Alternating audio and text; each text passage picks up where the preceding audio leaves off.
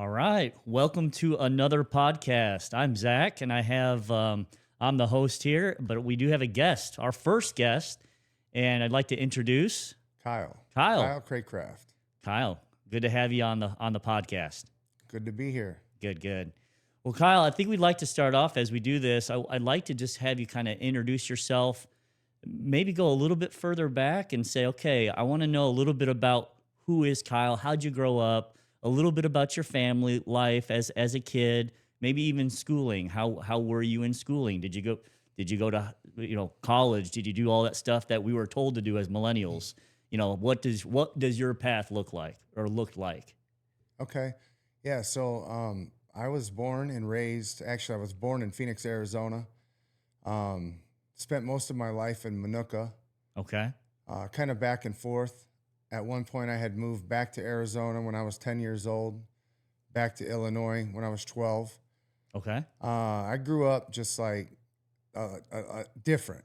I grew up a lot different than most people. I was a troubled kid, lacked father structure, lacked discipline.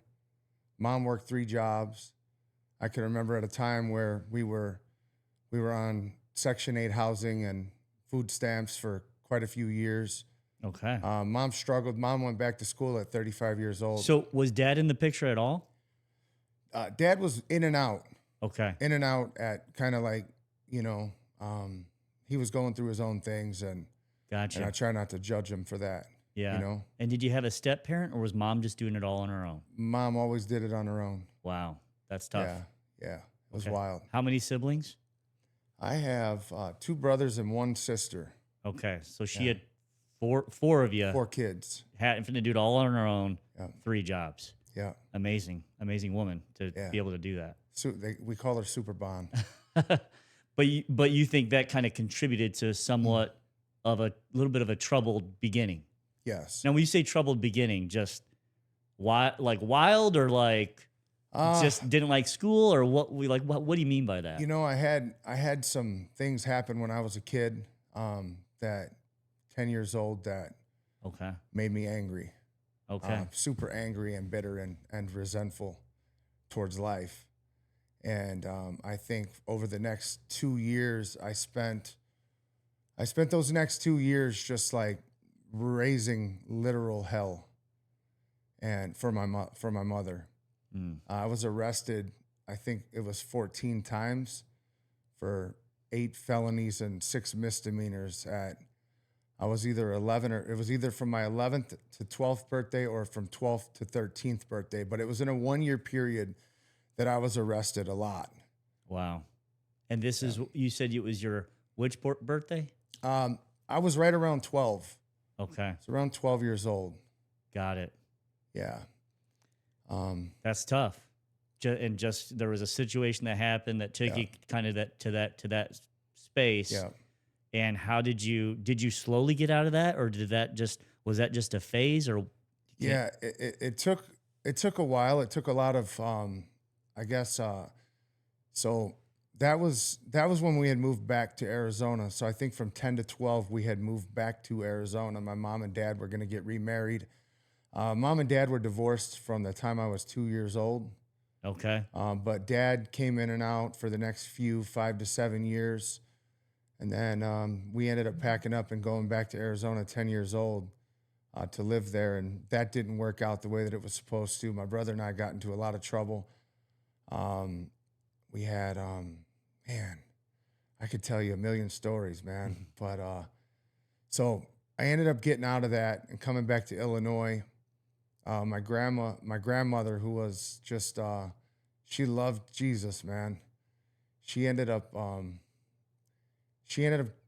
developing ovarian cancer, and she needed my mom's help.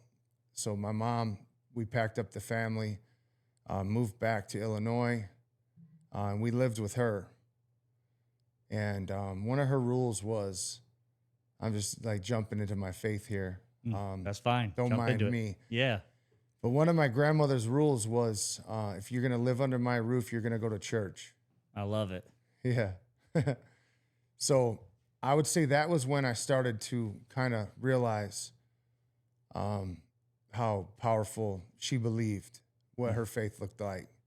At that time, I had no idea what that even meant, but she kind of set an example from a young age. And then moving forward, And did your mom take you guys to church, or is this like the first time you've really been introduced to religion? um, I'd say a few times when I was younger, that maybe a few times we went to church, but that was probably when grandma invited us to church and, but that was the only real memories I had when I was young was when my grandma invited us. Okay. But outside of that is when we were living with grandma, you were going to church or you didn't live here. That was her rule. Gotcha. Was it grandma and grandpa or just grandma? Yeah, it was grandma and grandpa. Okay. So when we moved back, I want to say I was around 13. Grandma had cancer. My grandfather was battling, Alzheimer's disease. Okay. And we kind of witnessed that, We kind of got to witness that whole thing and what that looked like. And That's a lot for a young kid. yeah, it was tough. Yeah. It was tough.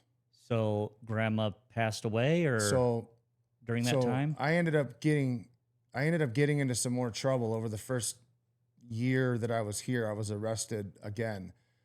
I want to say I was arrested 2 to 3 more times. Okay. For a variety of things. And I ended up going away. So like freshman year, which would have put me at 14, I was sent to the Department of Corrections for a 9 to 12 month term. And while I was in there, This is like juvie, like what we called it back then, or is yeah, that Juvenile Department of Corrections. So Okay. they had at the time, I think it was 8 facilities. And I was sent there, and during my time there, grandma passed. And then just I got into some things in there that I wasn't supposed to and extended my time. Mm-hmm. But then grandpa passed 3 months after grandma. Mm. And that was tough. So I ended up serving. It was 18 months on a 6 to 9 month term because Okay. of some fightings and things like that of that nature, and yeah.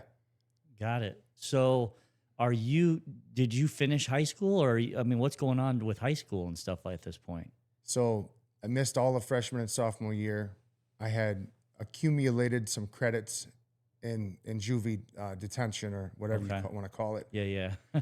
And that transferred to high school. But I from my memory, I worked in summer, like through summer, and I took extra courses during the year so that I could try to catch back up. They put me on a program so that I could graduate with my class. And so I ended up meeting my wife in high school. I met her probably 3 months after I got out. And I believe that. And this is Manuka, right? Yes. Okay. Okay. So for people that no one really knows this, but me and Kyle really don't know each other, but because I moved when I was 16, but he knows all my friends. Yeah. And I know some of the people that he knows, but so some of this I'm very interested because this is where I grew up. Yeah. So you met your wife and same grade as you or same age as you? Yeah. Same age as me. There was a friend, Kyle Brandenburg, I know Kyle. who said, "Hey, Kyle, I'm going over to this girl's house, and Michelle's going to be over there." And he had known that I liked her, and he asked me if I wanted to come along, and I said, "Yeah, of course I do." Yeah. Yeah. That's So- great. That's funny. Kyle's good people. So we hit it off. I've been with my wife ever since, Okay. which is, I don't know, years Over now. over 20 plus, right? Yeah, Yeah. yeah, exactly. Or around there at least. Yeah. Well, that's awesome. And when did you see like the biggest change start happening in your life? Oh, that's a good question. It was 2016. Okay. So at this point in time, I'm a union carpenter. Okay. I'm going through my second knee surgery on my right knee. And Is life, sorry, is life is a lot better now? uh, I- life is is tolerable. It's manageable. I'm making it. I'm surviving. I'm Okay. in survival mode. But yeah, I was still struggling, man. Like mentally, emotionally, spiritually, I was going through a battle. Okay. And in 2016, I was going through recovery on my second knee surgery from my right knee. I was angry. I was bitter. I was at that point in time contemplating suicide. Mm. And my wife came home from work one day and she was telling me about this man who she met that she works with, that's a doctor, who was telling her about how he mentors and coaches and develops people so that they can change their mindset, so that they can change the way that they live, change their income, and change their lives. So when my wife told me about this, I was like super like stoked and just like, who is this guy? What does he do? How does he do it? I want to meet him. Yeah. So I go and I sit down with this man, and my wife and I sit down with him and his wife probably 2 weeks later. And I don't know what it was, but I saw something in him and he saw something in me. The man believed in me, told me that how he did what he did, and looked me in the eyes, and he was a successful businessman. He's actually a doctor, I'm sorry. Mm-hmm. And he looked at me and told me that he believes that I could do it. And I had never had somebody who had that kind of fruit in their life that looked at me, that was a man that had that, you know, discipline and results, that thought I could do the same thing. And so that like hit home with me. So to back it up a little bit, this is we're talking about, this guy is a Muslim man. Okay. And I was mentored and coached by a Muslim man for 3.5 years. And the reason that I bring that up is because if I would have known that he was a Muslim man before I ever sat down with him, based upon my skewed perception of what that looked like and what we had learned about through news and media and things of that nature, I would have never sat down with this man. Yeah. And so through 3.5 years of mentorship and being coached by a Muslim man, I found for the first time, I really found Jesus Christ. And the way that that looks is I was a part of an MLM, multi-level marketing thing, that I was trying with all of my might, all of my soul to develop leadership skills. And I had been reading books on leadership and books on business and communication and attitude and just trying to find, but I was struggling because I was never taught how to communicate. My dad was an amateur boxer, and I was taught how to communicate with my fists. Mm-hmm. And that's all I had ever known. So when I stepped into this realm of trying to communicate and trying to lead people, I really struggled with it. And I became angry. Yeah. Some people have like natural talents, right? And they're just built that way. But most of us don't. It's got to be figured out. And then on top of it, it sounds like with your history, it was just you were taught the opposite. You're communicating with your fist, you know, some of the times. So I get that. So how did you? I mean, I've seen it. You communicate really good. Yeah. So where did this change come from? So through the books, and I would say the most powerful thing that I learned was through the mentorship of this man, this great man. Let me say that. Was that I really developed a relationship with Jesus Christ. I realized that through everything that I had been through what my grandma taught me. If I could back up for just 1 second I wanted to share. Yeah. The last conversation that I ever had with my grandmother was really hard. I got her on the phone. I was in jail, and my mother told me my grandma didn't have much time left. And I said to my mom, I said, "What do you mean?" She does, like, she's got a couple months. Like, what does that look like? And my mom told me that she had a couple days or a week and so my mom said, "Do you want to talk to her?" I said, yes, I do.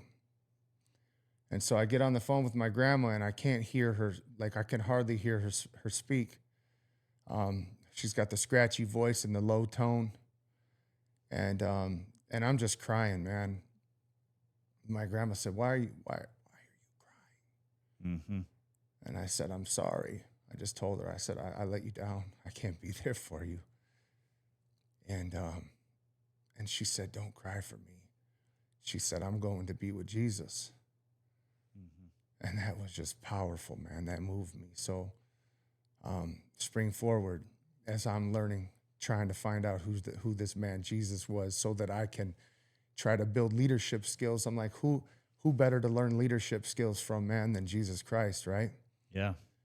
So I'm learning, and I'm starting to realize things about this guy, about what he did. And I'm like, okay, well, I can't deny that Jesus existed, because like there was thousands of witnesses to the things that he did, the miracles, the healing, the raising from the dead, the raising up of disciples, and having these guys leave everything that they had ever known and just follow him. And I'm like, man, this guy did this 2,000 years ago in an era of no social media, no cameras, no television, but he did this, and he's responsible for, I don't know how many now, 2 billion, 3 billion people in one of the largest, you call it, organization and belief systems that there is on the planet, man.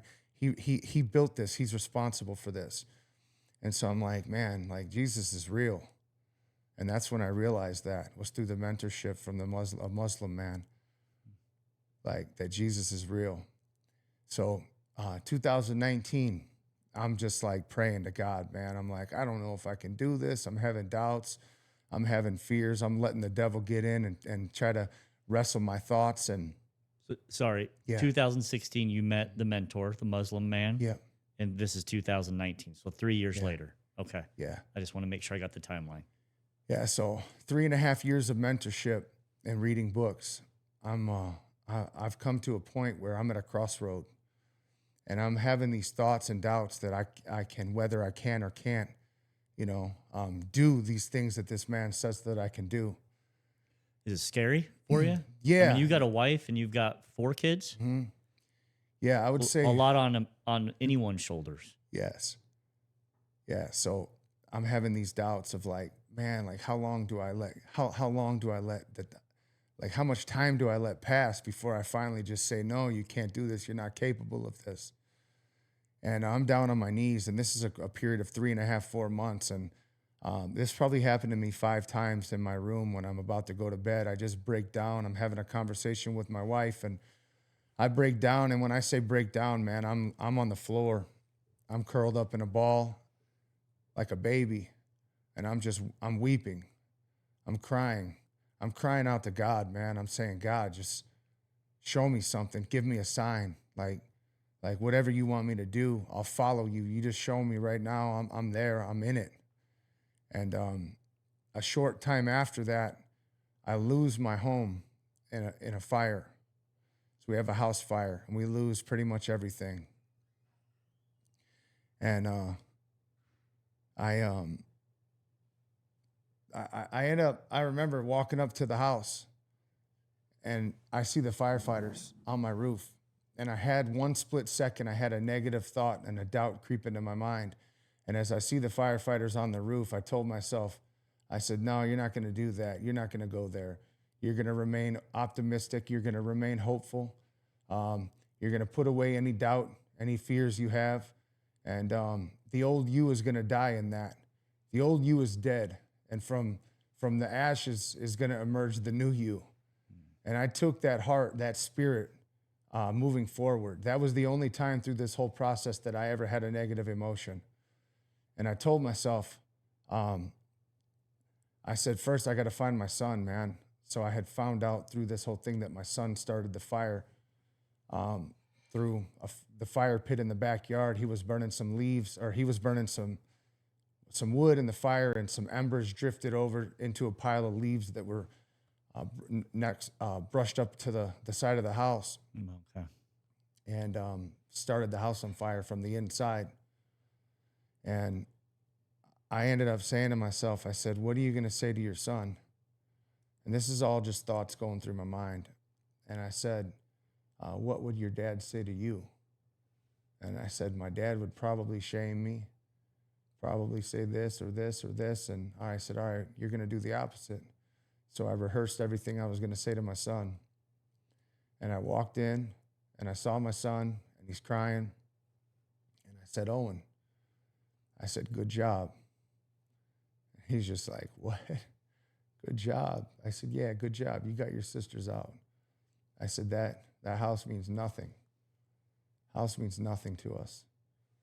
And so a short time later, we're living in a hotel, and I got news from, my boss at the time that he was going to give me the option to take a layoff because he knew that I had a lot going on, and he wanted to give me the first opportunity to take a layoff. So I took a layoff. And then maybe 2 weeks later, I find out that the insurance company had told us we could take everything we owned and we could throw it out, and that we were covered. So then when it came time to get reimbursed for our personal property, the insurance adjuster had sent an email basically saying that we didn't get written permission and that they were going to deny coverage on everything we owned in the home. Oh my gosh. Yeah. So now I'm laid off. We got nothing but the clothes on our backs. We got a lot of help through the community. This was officially the first time that I was ever able to experience the gift of humanity. And I wouldn't change that for the world, man. Just to experience that from the church, the community, Southfield Church in Shanahan, just lifted us, man. My community, my friends, my family, they helped us through it. And so I told my wife one Friday, I said, I'm done. And she said, you're done what? And I said, I'm done putting my tools on for another man. She said, what are you going to do? And I kept seeing this guy on the internet who owned a roofing company in Joliet. And I said, I'm gonna give this guy a call. So I give this guy a call. I tell him the story, tell him what happened, tell him what the insurance company's doing. I asked him if I can come work for him. So he said, yeah. He said, I'll see you Monday. So I showed up on Monday, and I worked for this guy for 9 months. Awesome guy. Really helped me out, really helped me learn the things to do in this business. And I was approached by three guys that I went to school with. Take a drink. Yeah. So I was approached by 3 friends that I grew up with kind of through school and whatnot. And they said, hey, we need you here at this office on Monday. So I said, all right, well, what are we doing? He said, just be there. I said, okay. So I show up at an office, and there's 3 guys sitting around a table. I have no idea what I'm walking into. And they all look at me. I look at them. I say, what do we have, an intervention here? And he said, yeah, just sit down. So a dear friend of mine, Zach Vogt, he's like a leader, teacher, preacher, pastor, friend, coach, father, all in one. He says, sit down, Kyle. So I sit down. He says, hey, how long you been working for this company? He said, how much have you done in sales? He goes, how much do you think you've made that company? And I'm giving him the answers, and he's just like, when are you going to start doing it for you? When are you going to start doing it for your family? When are you going to start doing it for your community? And I looked at him and I said, okay, so you guys want to start a roofing company. All right. So long story short, man, 4 months later, after meeting, we met every Monday for 4 months. I wanted to see if these guys were committed. I wanted to see how that was going to play out, their level of commitment. I wanted to make sure that they were communicating with their wives, because I know how big it is, communication with your wife. Mm-hmm. And I realized that if you don't have communication with your wife, that things aren't going to go well. So I wanted to make sure that everyone was on the same page. So after 4 months of meeting every Monday, the formation of Recrafted Roofing Company started. Okay. That was in 2021. And within 2 months, 2 of the guys fell off. They just had too much going on. One guy was a supervisor for ComEd, and another guy was already running his own company. I believe that God sent them into my life to make this happen. These are two of the founders Two or of the owners. founders. Yeah. Yeah. Okay. Yeah. And then it was 18 months later, we were struggling. This was December of 2022. We were kind of going through it. And we were having a hard time. We couldn't pay our bills. Me and the last remaining business partner, my dear friend, we decided that it was going to be best to go our separate ways. And so there we split. I didn't know what I was going to do. Didn't know how I was going to pay my bills. So I had another dear friend who now is a dear friend to me, knocks on my door of my business. This is like February of 2023. And he says, hey man, he goes, I love your marketing. I love what you're doing. I love your branding. He goes, I used to work for a pressure washing company. I'd love to come in here and see if we can get something like that going, if you'd be open to that. I said, sure, man. You know, I said, I'd be open to that, something like that in the future. But right now I need to keep my focus right here. Mm-hmm. So over the next few conversations I had with this guy, So you're still doing the recraft. I'm still working for, or I had just started doing my roof. Yeah, so I was 18 months in to my own company to Recraft. Your own. So this is okay. And just for, you're an entrepreneur. Yes. I'm an entrepreneur. Yeah. Going in with like 4 people and having that blanket, it's helpful. Yeah. It's scarier when you do it by your own. Yep. 100%. It's scarier when you do it by your own. So anyway, just Yeah. I'm trying. I want people to understand, like you went through a lot, and then you have to make that decision: do I continue, or do I go back to doing something else? I don't know if that ever crossed your mind, but it probably would. I probably would have. Okay, what do I do now? Yeah. These guys have all backed out. I'm on my own. I got to make all the decisions. Yeah. That's tough.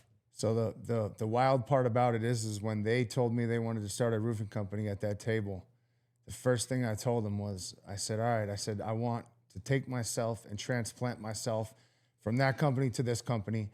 I said, I want nothing to do with administration. I want nothing to do with systems and processes. I said, I just want to take myself and go from here to there, and I want to go sell and do what I'm good at. Mm-hmm. And then 18 months later, here I am by myself. But everything's built. Yeah. Everything's built.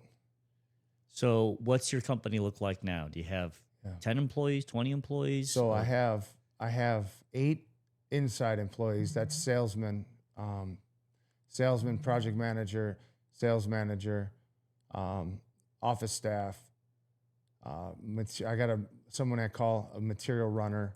Okay. And this is not including any of the guys out in the field doing the work. So then I got a full-time roofing crew, a full-time siding crew, a full-time gutter crew. Gotcha. And That's how many total? that's I employ around 20 guys. Good. Yeah. Great. Yeah, for sure. Congratulations. Thank you. I mean, that's been about what, 3 years total? We're going on 4.5 years. 4.5? Yeah. Okay. 4.5. And you 5 started years. around COVID, which isn't the best time to start a business. No. So, I mean, you've been literally through the fire. I started knocking doors in March of 2020. Okay. That was like COVID's like hits the scene, and man, people are scared. Yeah. Right? Like they don't know what to think. They don't know what to expect. There's all kinds of messages going out and what to do, and it's crazy. Yeah. Yeah. Had you knocked doors before that? Never. Okay. If you asked me 5 years before that if I was going to knock doors, I would have told you were crazy. Yeah, yeah. If you would have asked me 5 years before if I was going to own a roofing company, I would have said you're crazy. Yeah. If you would have asked me 5 years before if I was going to own any company, I would have said you're crazy. Yeah. And I'm going to look into the camera and I'm going to say, if you door knock, it might be a tough job, but it's a financially rewarding job, and you get to talk with a lot of people. It is a tough job. If you're wanting a salary that you just sit in the office, not the job for you.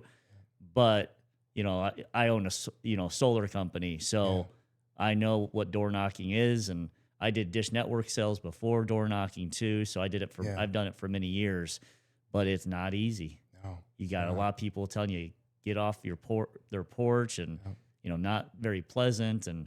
But if you stick it out, you can do really well for you and your family. But anyway, I'll get off my soapbox on that. Yeah, no, you're good, man. If you want to grow yourself and you want to put yourself through the fire and you want to go through some struggle and some heartache, but have a rewarding process of growth and a rewarding level of income increase, then like door knocking's the way, man.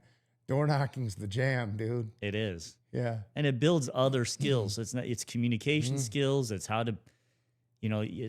and it becomes authentic, but you learn how to present to people, Yeah. just certain things and how to present and not be intimidating or strange or whatever. It's good for people. I almost suggest that all young men door knock because it makes a man out of you. Dude, tell me about it. I love that. So, okay, so that's been your path. Yeah. And then you've got a nice roofing company and roofing, siding. Was there something? We do else? roofing, siding, soffit, fascia, gutters, windows. We pretty much do anything exterior on a house. We can handle it. Got it.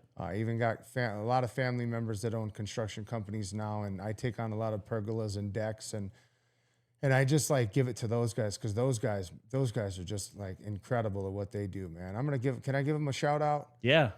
Shout it out. We got my brother. He owns Craycrafted Custom Construction. He's actually in the process of building a barn dominium for me right now.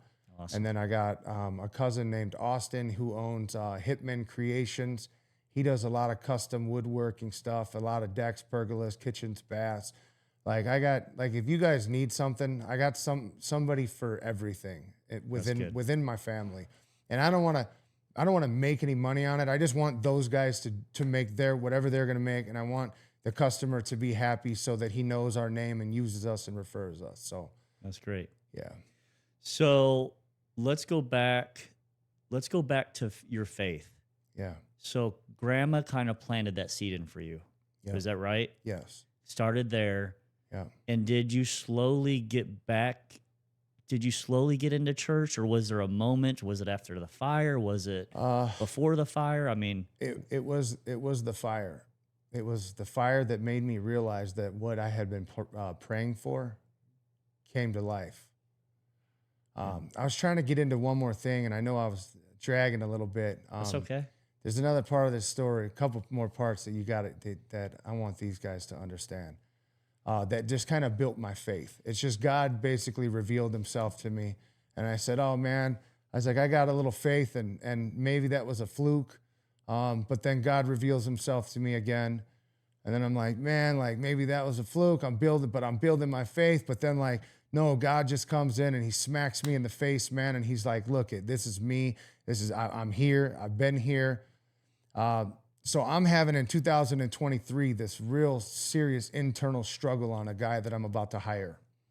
And I didn't know what it was. I thought he was a great guy, but I thought that I knew he was a great guy, but I thought that there was something there that was going to cause me to lose my focus and that I was going to lose everything because I know the seriousness of losing focus. I know the seriousness of getting double-minded and sidetracked. And you can lose everything if you do that. So I go into Saturday. I go into a Saturday. I know I'm going to sit down with this guy. He's supposed to start on Monday. And I had made a decision on Friday that I wasn't going to hire him, but I wanted to tell him face to face. I wanted to sit down with him and tell him like a man. So Friday comes, Saturday comes, Sunday comes. I'm dreading Monday. I'm playing in a men's basketball league on a Sunday night, 6:30 p.m. And I see this woman across the gym. I don't know who she is. She's like a 65-year-old-ish African-American woman. Never seen her in my life. But I hear her and the way she talks and the way she's screaming from the other side of the gym. And I know she's rooting for the other team. And I'm just like, man, you go, girl. Like, there was something about her where my heart or my spirit was attracted to her. I said, I want to hug that lady, man. So it was super weird. At the end of the game, she's just sitting there, just so happens to be talking to my wife, which is even more weird. So my kids are here. My wife's in the middle. This woman's standing on the left side. And before saying who she was, and before me mentioning my name, She walks up to me. She's 8 feet away. She grabs me by my elbows. And I'm like, man, who is this lady? And she takes her right hand and she points to my left. She points to my logo on my shirt. And she says to me, now you own this company. This is word for word. The Lord wanted me to come to you and tell you to be very selective in who you hire. And he also wanted me to tell you that your business is about to triple. And that if you'd like to receive all the blessings that the Lord has for your business in your life, you will be sure to tithe your business. And I just stepped back and I'm like, oh my goodness, like, whoa, like I just got smacked in the head, right? And I started stuttering. I couldn't talk. I said, whoa, what was it that I said that made you say that to me? Mm-hmm. And she said, that's the Lord. That's what he wanted me to tell you. So I said, okay. So I go home.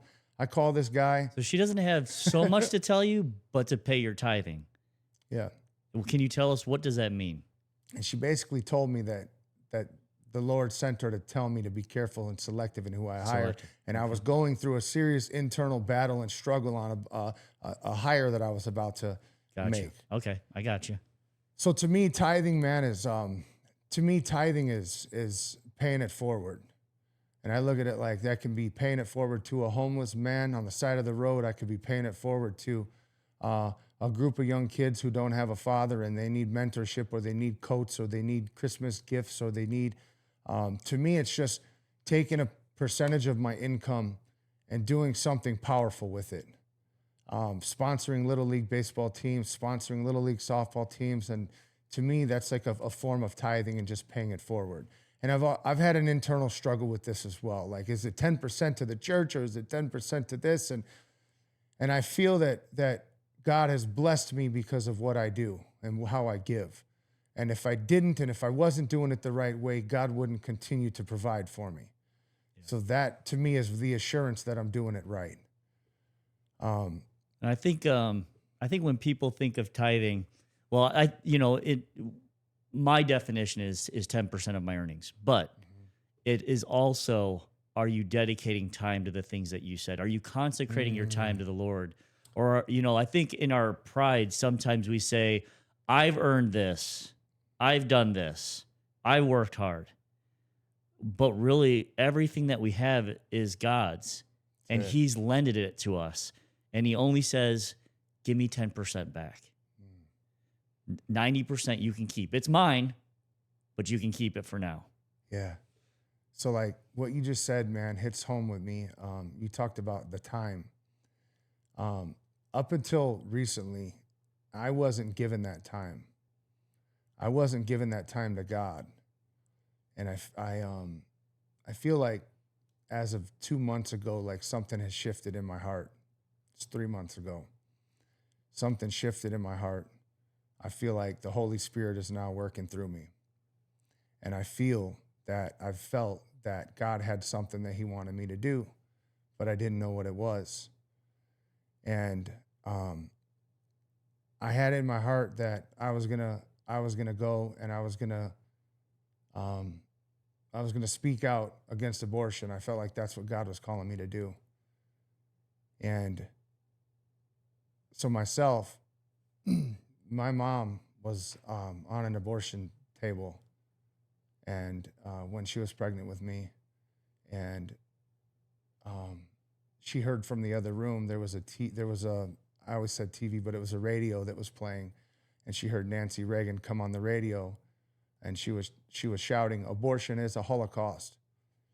And so my mom, she just got up, or she saw the nurses run to the radio and heard them scrambling to go turn the radio off. And my mom got really freaked out, and she got up and she walked out. And so when I heard that story as a teenager, I always felt like something powerful was supposed to happen, but I didn't know what it was.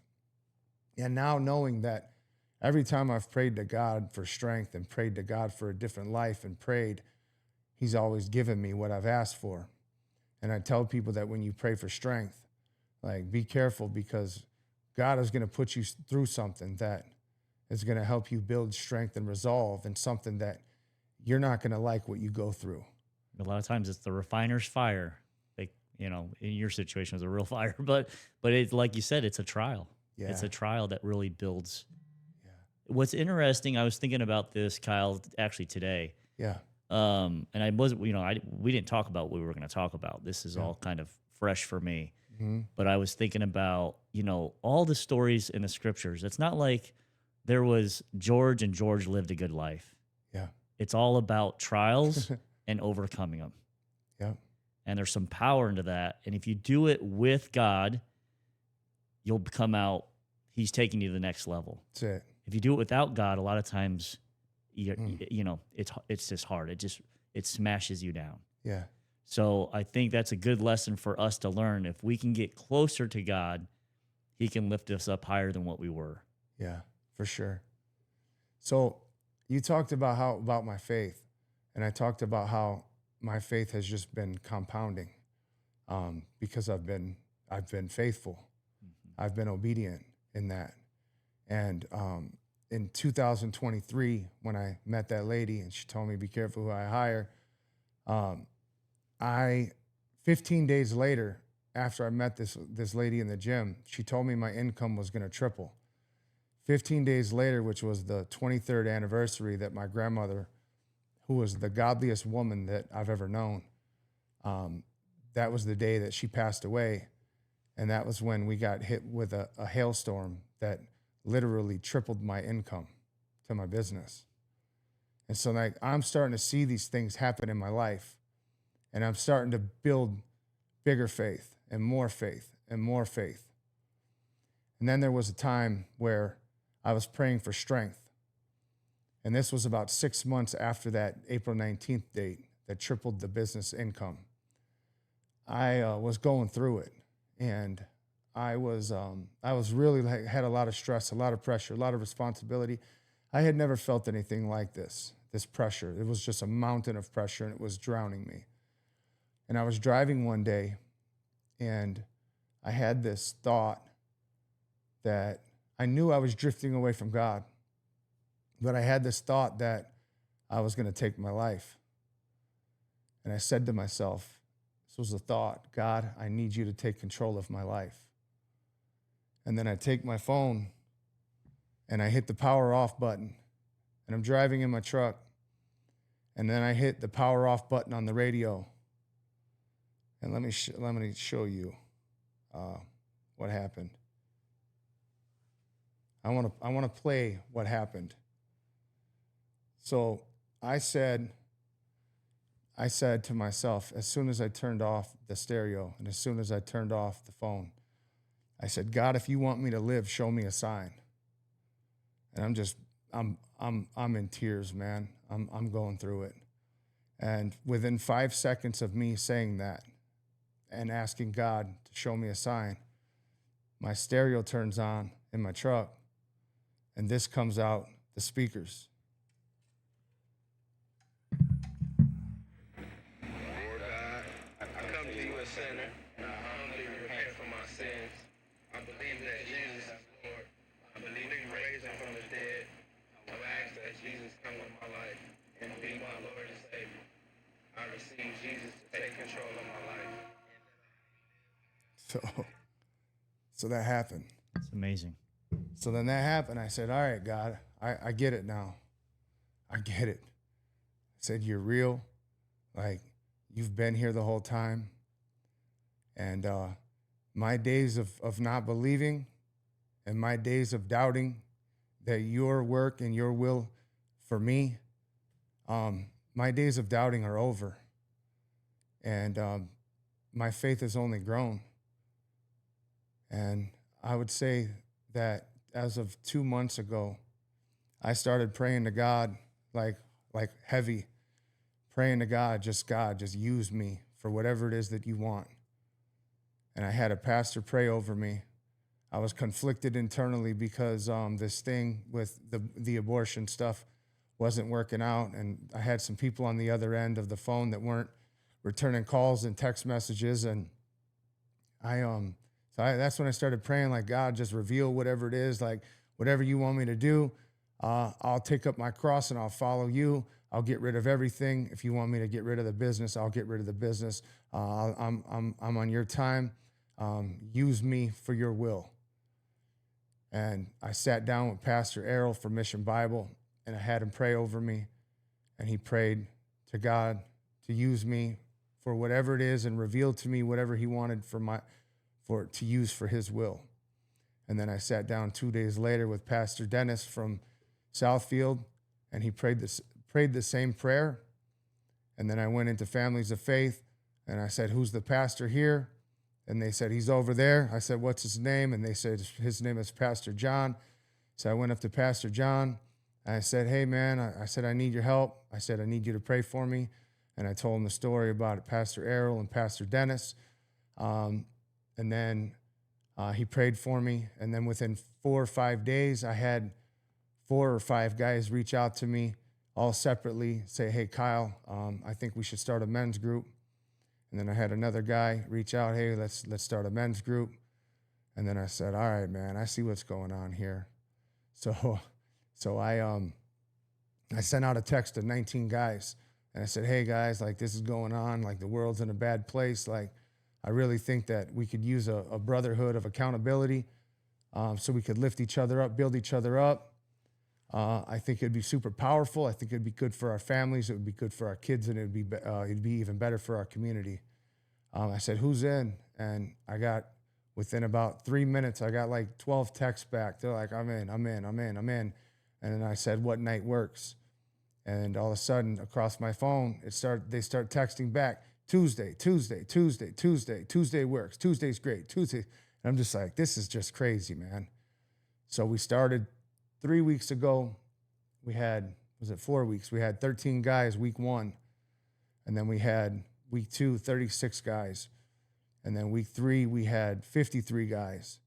And then week 4, we had 90. It's 90 or 91. We can't even count anymore. Some guys say it was 91. Some guys say it was 93. So we're just sticking with 90.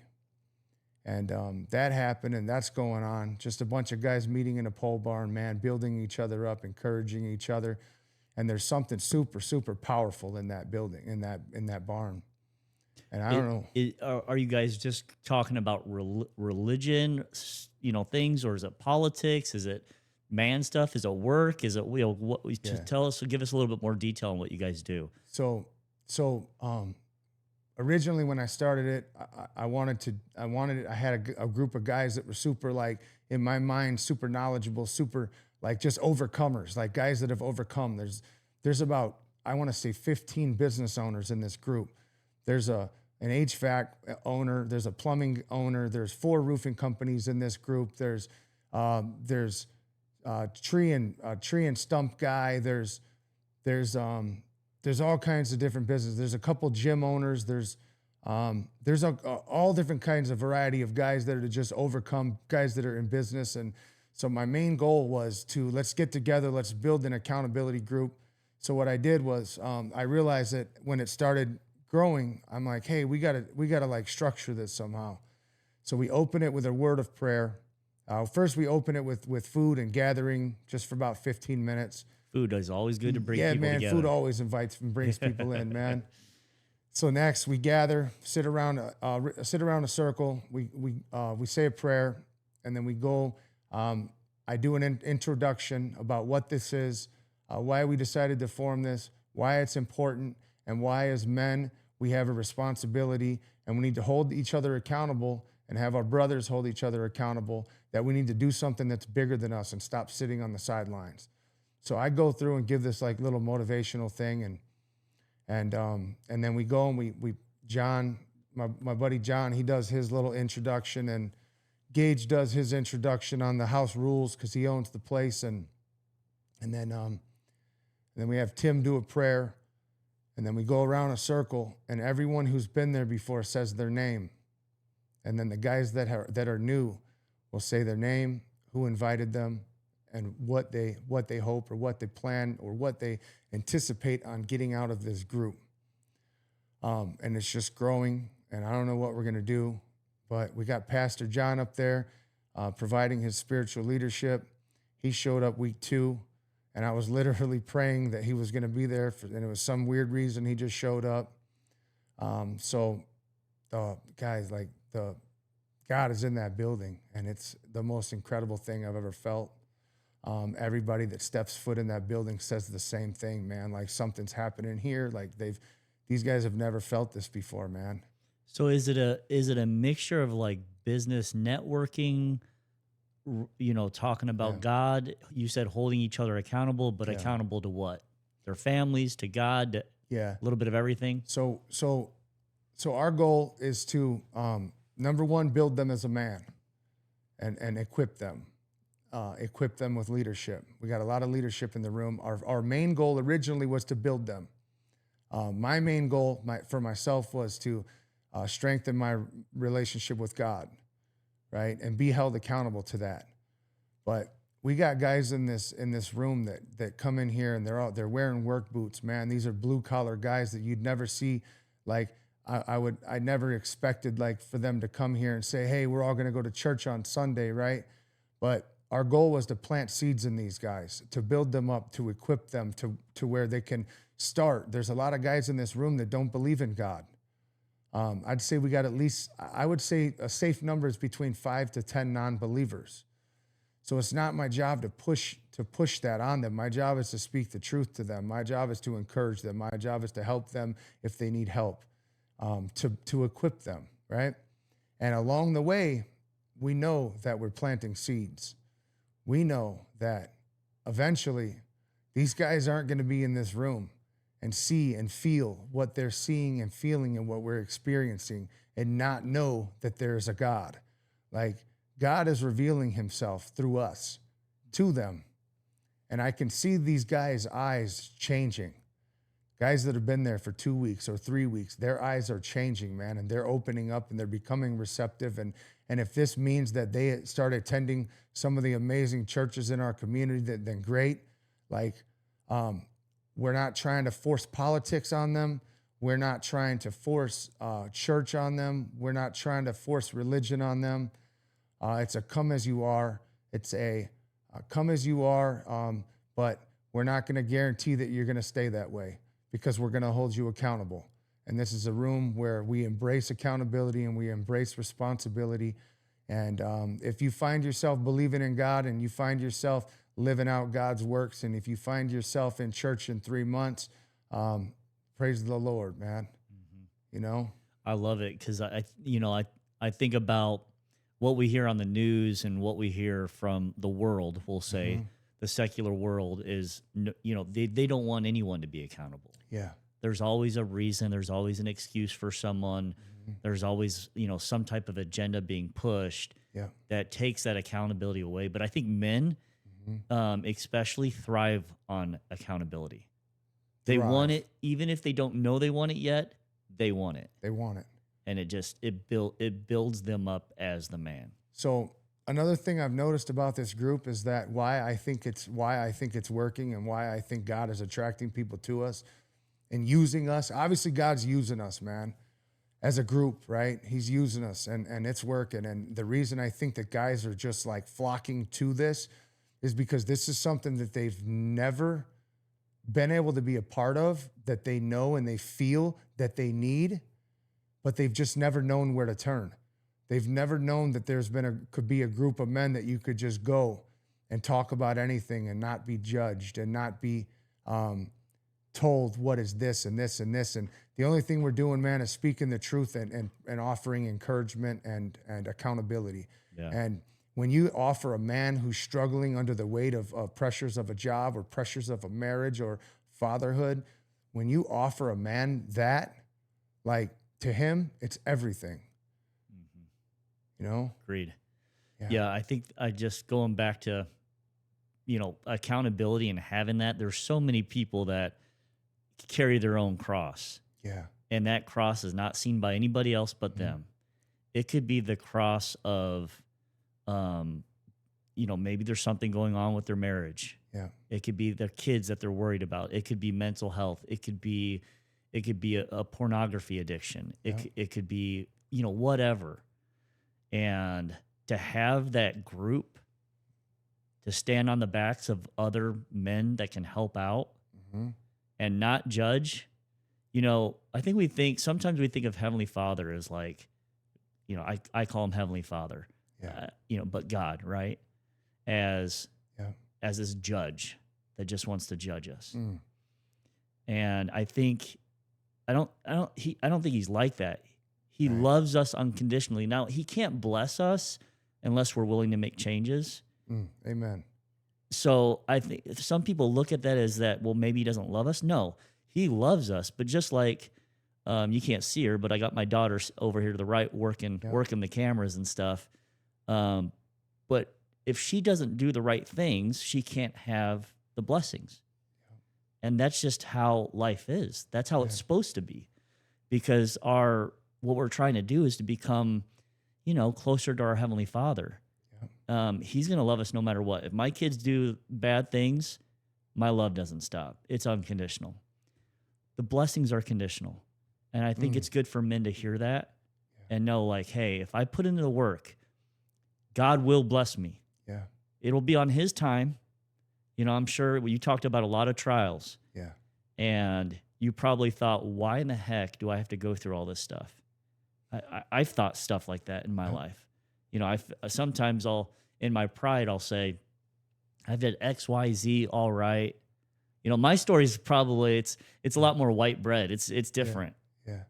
And I've got this thing that shows like I've got degrees and all this other stuff. And I did what I was, what That's mom and dad told me to do. I went on a church mission, but I still had all these trials that happen at certain points in my life. Yeah. And there's been times where I thought, I did all this right. Why is this happening to me? Yeah. But then you get 10 years down the road and you look back and you're like, that's what made me who I am. It wasn't the good stuff.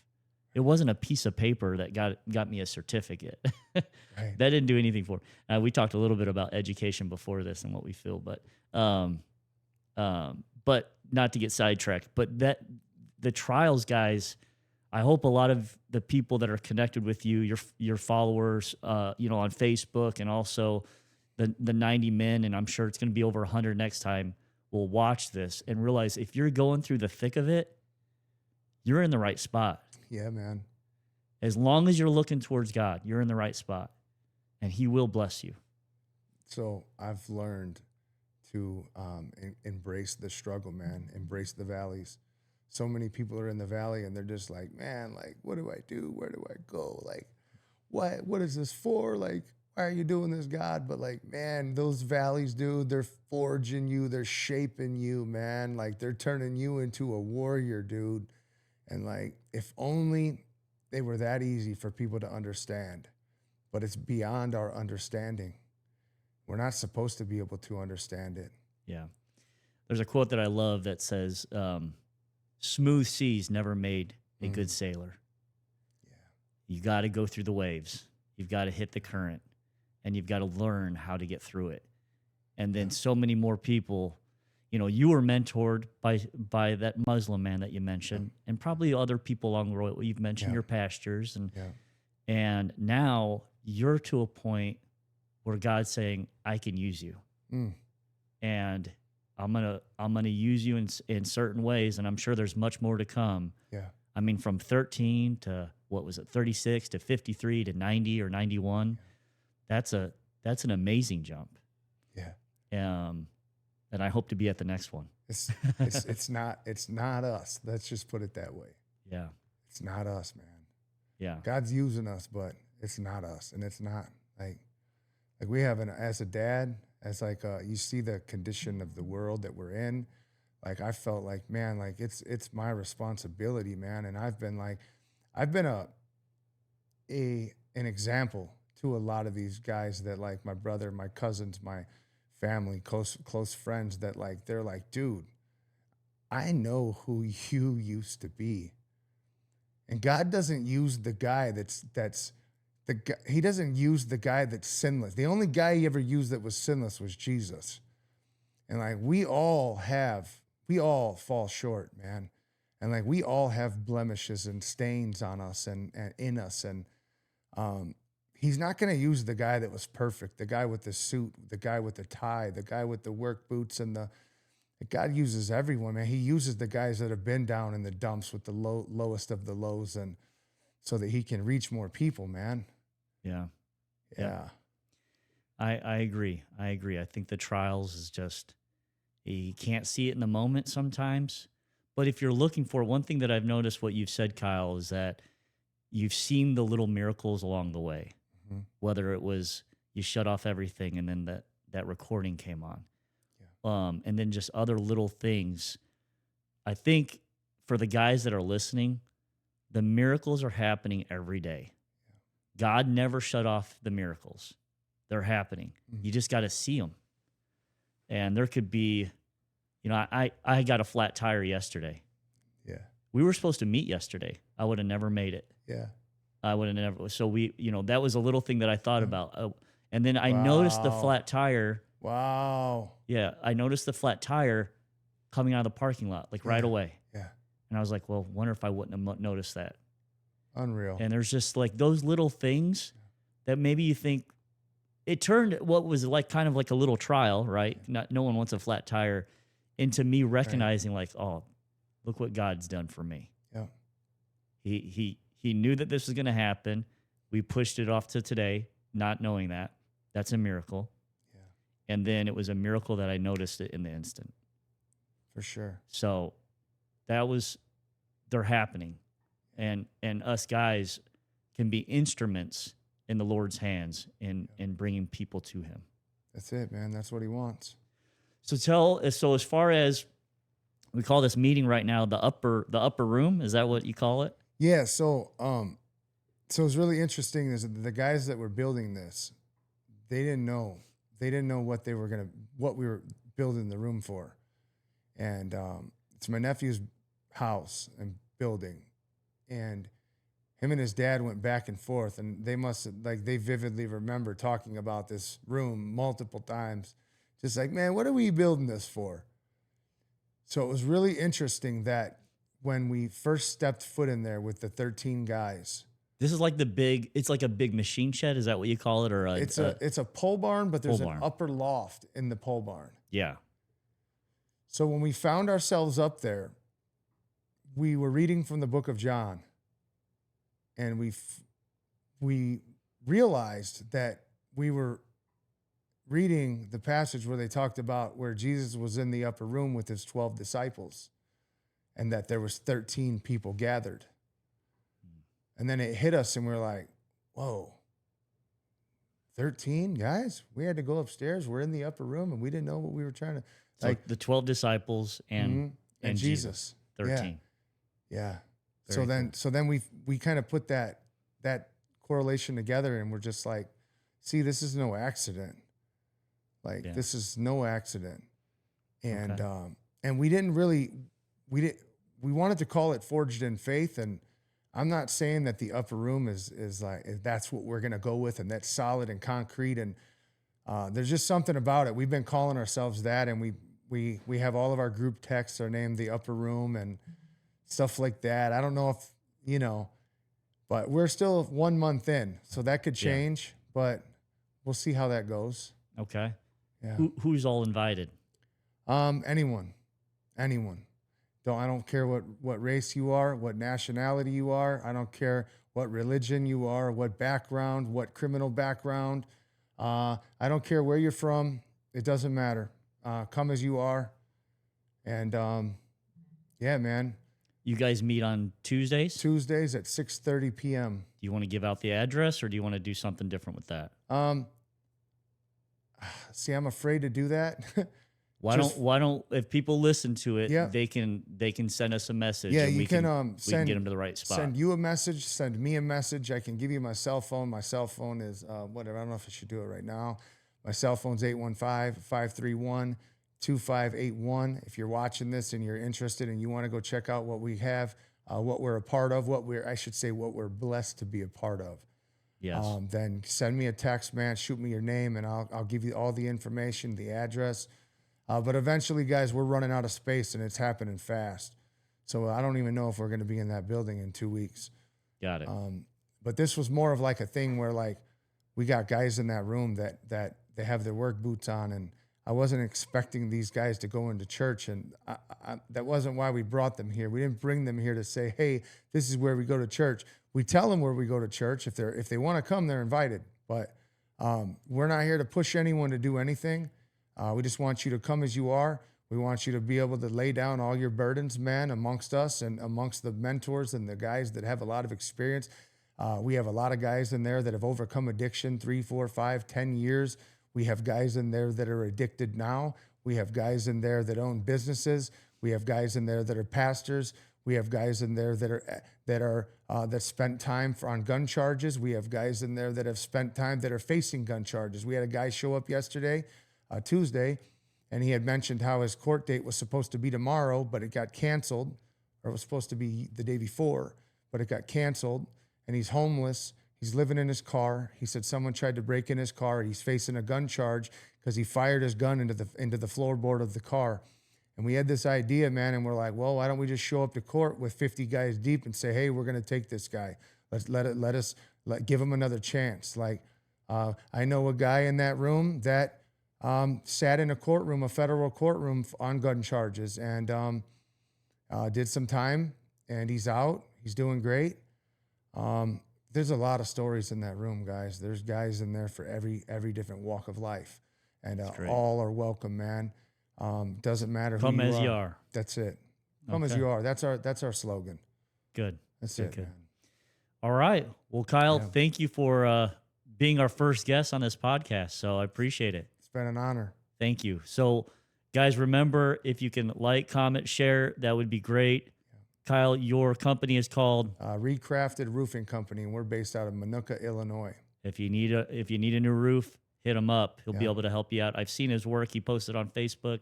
If you want to check him out too, and we appreciate you guys. Thanks.